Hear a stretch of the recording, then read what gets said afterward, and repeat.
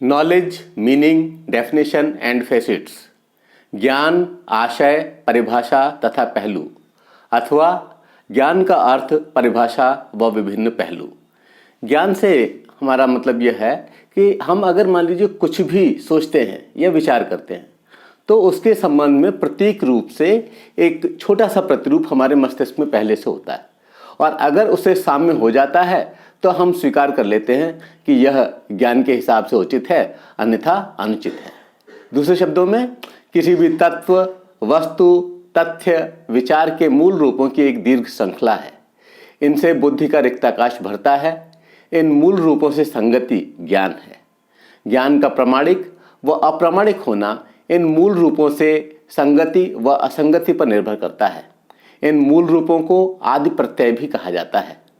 उक्त तथ्य को हम इस प्रकार से भी स्वीकार कर सकते हैं और उसे समझ सकते हैं, जैसे मान लीजिए कि अगर एक आयताकार त्रिभुज का विचार आता है तो ये अप्रामाणिक है या अयथार्थ है, क्योंकि तीन भुजा वाला त्रिभुज ही हमारे मस्तिष्क में है और हमारे बौद्धिक रिक्ताकाश में वही है। जब तक इससे कोई चीज़ साम्य नहीं करेगी तब तक उसे हम ज्ञान के क्षेत्र में नहीं मान सकते। और इस संदर्भ में विभिन्न विद्वानों ने विचार किया और बहुत सी परिभाषाएं बनी। डेफिनेशंस ऑफ नॉलेज, ज्ञान की परिभाषाओं पर हम विचार करते हैं। ये परिभाषाएं स्थान, काल, दिशा के प्रभाव में विभिन्न विद्वजनों ने ज्ञान को अलग अलग तरह से परिभाषित किया है।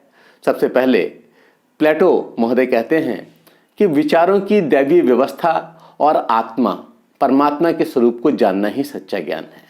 यानी आत्मा और परमात्मा के स्वरूप को अगर हमने जान लिया तो ये सच्चा ज्ञान है, और इसके अतिरिक्त और ज्ञान को ही ज्ञान के क्षेत्र में नहीं मानते। शंकर कहते हैं कि ब्रह्म को सत्य जानना ज्ञान है। यानी ब्रह्म को अगर आप सत्य स्वीकार कर रहे हैं तो यह ज्ञान है, और वास्तु जगत का सत्य जानना अज्ञान है। अगर आप वास्तु जगत को सत्य मान रहे हैं तो यह ज्ञान है। हॉब्स कहते हैं कि ज्ञान ही शक्ति है, नॉलेज इज पावर।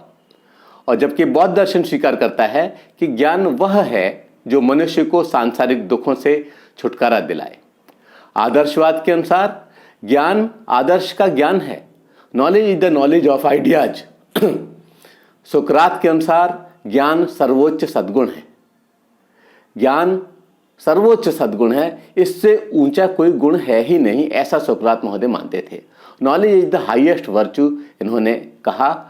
जबकि विलियम जेम्स कहते हैं कि ज्ञान व्यावहारिक प्राप्ति है और सफलता का दूसरा नाम है। विलियम जेम्स अपने आप में एक प्रयोजनवादी थे और उसी आधार पर इन्होंने अपना दृष्टिकोण रखा है कि ज्ञान व्यावहारिक प्राप्ति और सफलता का दूसरा नाम है। Knowledge is an other name for practical achievement and success.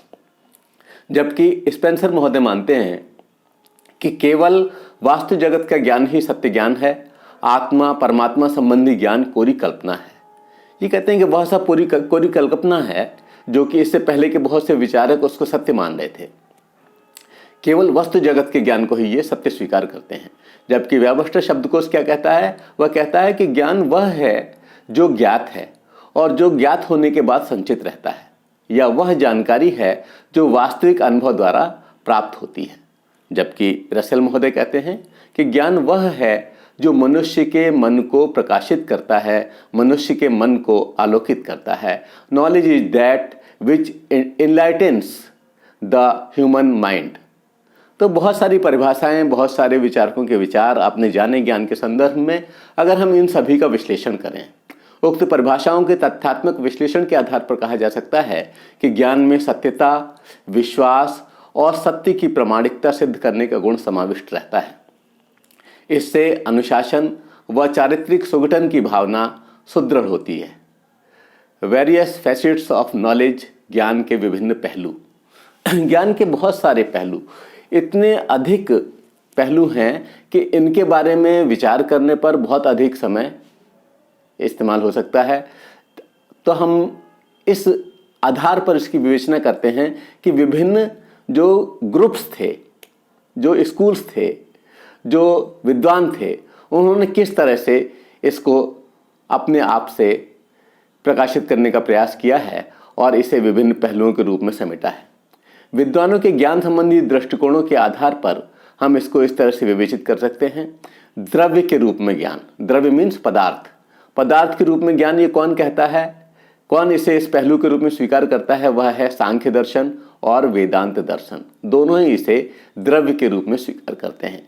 गुण के रूप में ज्ञान कुछ विचारधाराएं मानती हैं कि इसमें आगंतुक गुण है, जिसे भौतिकवादी दृष्टिकोण युक्त चार्वाक दर्शन व चैतन्यवादी न्याय, वैशेषिक और प्रभाकर मीमांसा भी अपने कार्यक्षेत्र में स्थान देती हैं, इनका भी इन्हें समर्थन प्राप्त है।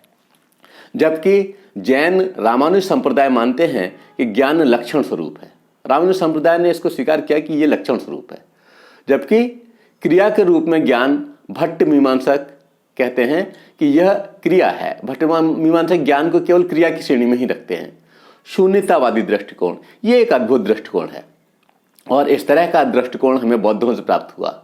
ज्ञान के संबंध में बौद्धों का मत सर्वथा अलग है। वे इसे द्रव्य, गुण, क्रिया न मानकर इसे शून्यता अर्थात वाणी से परे मानते हैं और ये कहते हैं कि इसकी व्याख्या नहीं हो सकती, इसे बताया नहीं जा सकता, समझाया नहीं सकता, यह केवल शून्य है। सबसे अलग परिभाषा दी बौद्धों ने। धन्यवाद।